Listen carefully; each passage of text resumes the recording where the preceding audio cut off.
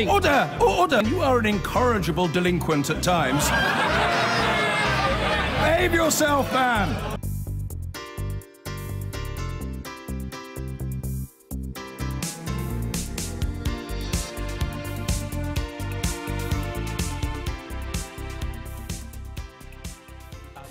This is All Out Politics, news, debate and opinion from the heart of Westminster. The Green Party's most recognisable politician has announced that she is standing down as joint party leader. Caroline Lucas MP has shared the role with Jonathan Bartley since 2016. She is the Green Party's first and only MP. She represents Brighton Pavilion, and she joins me now from her constituency. Caroline Lucas, why are you stepping down as leader now? Well, the culture of leadership in our party is maybe a bit different from other political parties in the sense that leaders have to restand every 2 years. And so what I've done is simply to make the decision not to stand again when nominations open tomorrow. And the reason for that really is because it feels like I've been able to do many of the things that I'd set out to do when I came to the leadership with Jonathan Bartley a couple of years ago. Some of that was some of the internal work to make the party a fitter electoral machine. Part of that was about making sure that we really invested in our regional staff, we increased our professionalism. And it's also about making sure that we hear some other voices from the party, that we have a huge array of talent, and I want to make sure that those people get the opportunity to have their talent showcased as well. Do you think there's a danger you might be a bit of a Nigel Farage in as much as without you, the Greens won't really amount to very much? No, I don't think that's a danger, and any comparison between myself and Nigel Farage is definitely one to be challenged.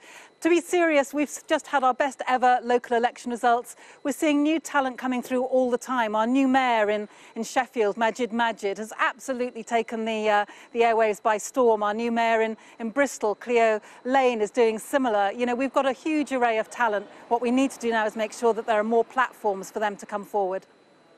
And what is the sort of goal of the Greens? Because at the moment, smaller parties do seem to be struggling a bit in the wake of the Conservatives and the Labour Party. I mean, if you go out and say to someone, what's the point in political terms of voting Green, what do you say? I would say the point of voting Green is as strong now or stronger now than it's ever been, which is about making sure that issues around social and environmental justice are at the top of our agenda. So if you want a voice there that is going to be both standing up for a cleaner environment, cleaner air, pushing the government as we have been on all of those key environment issues, but also challenging Brexit, making sure that, you know, we get that people's vote. The Green Party was the first party really to be talking about a people's vote on the final deal. And also pushing in terms of the social issues too. You know, I think we've seen Labour beginning to catch up with the Green Party on some of our social issues, but we're continuing to push that agenda on things like a shift to a 4-day week over time, a debate about a citizen's income, more radical social policies as well. So those voices are needed more than ever in our political system, I think. I mean, that's what you stand for, but bearing in mind that your share of the vote tends to be pretty small, can you point to any actual achievements? Well, I can point to huge numbers of achievements when we get elected. For example, at local level, you'll know that with this voting system, it's very hard for smaller parties, but we've just had our best local election results ever. In somewhere like Sheffield, for example, numbers have increased there. We've broken onto new councils in Birmingham, in Burnley, down in Richmond. You know, we are really spreading our success across the country, and those councillors absolutely are in the forefront of the fight, for example, in Sheffield, to protect those trees from demolition. When it comes to places like Lambeth, where Jonathan Bartley, my co-leader, has just been elected, we now have the biggest group of Greens on Lambeth Council of any other council in London. They've been challenging plans by the Labour Council to demolish huge numbers of social housing. So Greens are delivering where we get elected. Of course, we still need that debate to carry on about a fairer voting system at Westminster. And that campaign continues, believe me, because we have the most archaic electoral system in the whole of Europe.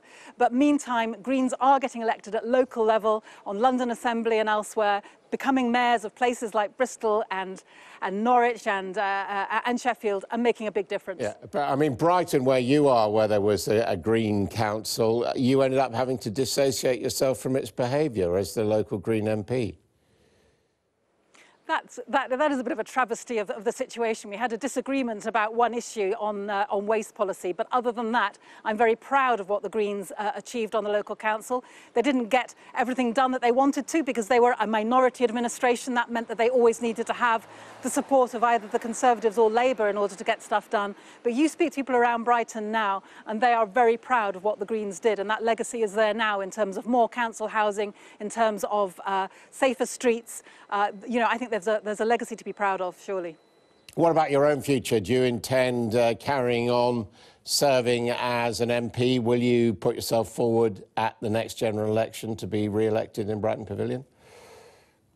Absolutely. This is not about one moment stepping away from my work in Parliament, my work as a local MP here in Brighton. I can't imagine a job that is more of a privilege to do than to be the MP for Brighton Pavilion, and I hope to be doing it for a long time yet to come. There is a danger, though, isn't there, in Brighton? It's a heavily Corbynista area. I mean, it's possible you could lose your seat to Labour in spite of your support very often for Jeremy Corbyn's positions. Or indeed his support for our positions, since the Green Party usually came to them first. But of course, any seat is always vulnerable. I don't think anybody should ever take their seat in Parliament for granted. But I feel very pleased that at every election I've stood now as the MP for Brighton Pavilion, on those 3 occasions, my majority has increased, and it's now a majority of nearly 15,000. But I'm absolutely not complacent, and nor should we be, because you always have to go out there and earn the trust of the electorate, and I'll be doing that over the coming weeks and months as ever. Because they have tried to get you to join up, haven't they, the Corbynistas at Westminster? There's never been any official approach, contrary to some of the rumours about that.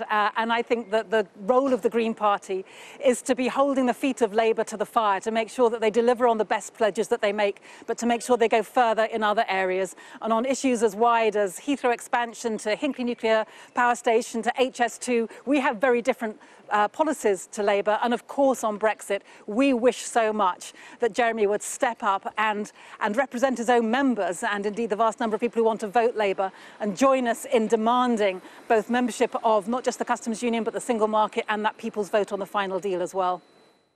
Caroline Lucas, thank you very much indeed for joining us, carrying on as an MP, if not as leader of the Green Party.